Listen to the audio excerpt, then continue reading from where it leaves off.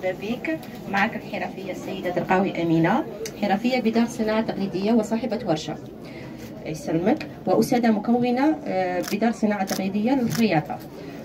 تحصلت على القرض من عند لونجام عدة مرات يعني، وتم تسديد ثم عاود جددت الملف وعاود نفس الطريقة.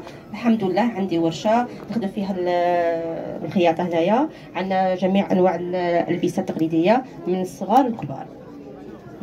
نساعدوا النساء كما بايزوم احنا رانا نكونوا في هذه الغرفه. هاد النساء راه تجي عندنا لونجام دينا دوراتهم ايضا يوعوهم، يوروهم الطرق كيفاش يستفادوا من القروض، كيفاش يردوا، كيفاش يديروا مشاريع ومؤسسات مقاولاتيه. شكرا.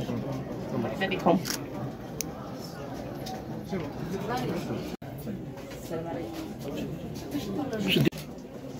صاحبة 3000 عين تربة درت قرض مع لونجام. الحمد لله ناجحة في هاد الاشتراء نتاع الاشجار. دايرة حتى الاشجار المثمرة. عندي شغل مشتلة كبيرة في طريق عين الدوس. عندي كتار جادة. المكان موشنت 411 حي 4 يوم. بارك الله فيك. شكرا. مرحبا بكم السيد الوالي والوفد المرافق له. دونك هنايا بغيت الفلاحه والتنميه الريفيه راه حاضر بقوه في هذا الاسبوع يعني اليوم العالمي للمقاولاتيه. نحضروا فيه كل المنتوجات تاعنا نقدمها بالفلاحه والتنميه والمناسبه نرافقوا كل الطلبه اللي راهم واضعين في هذا الوقت انا شفت لي دو تيار عندهم الفيل ولا التوجه نحو الفلاح. بارك الله فيك. ان شاء الله. نقدم لكم الان طريقه التقديم اللي يتم معنا على مستوى المركز.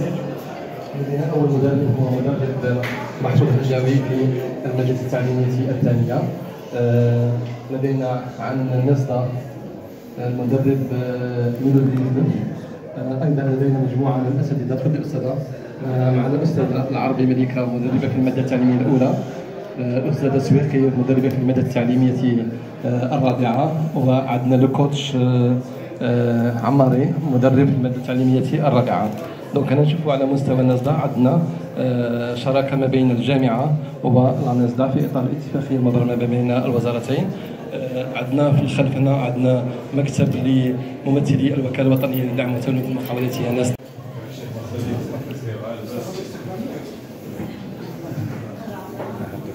دونك الطالبه خضعت للتكوين، الان هي تخضع لعمليه المرافقه. تفضل معنا. السلام عليكم. هذه دارت التكوين تاع المقاولاتيه وهو في الاجراءات الجدد تاع الوكاله تاع النصدة. هو تكوين الزامي داروه باش يخلي الشاب الجامعي يكون على اطلاع بالاجراءات تاع المقاولاتيه باش تجيه سهله في التحكم في المشروع تاعه وزياده السير ان شاء الله. خاصة بالنسبة للجانب المالي لأنه أغلب الطلبة من تخصصات أخرى وبالتالي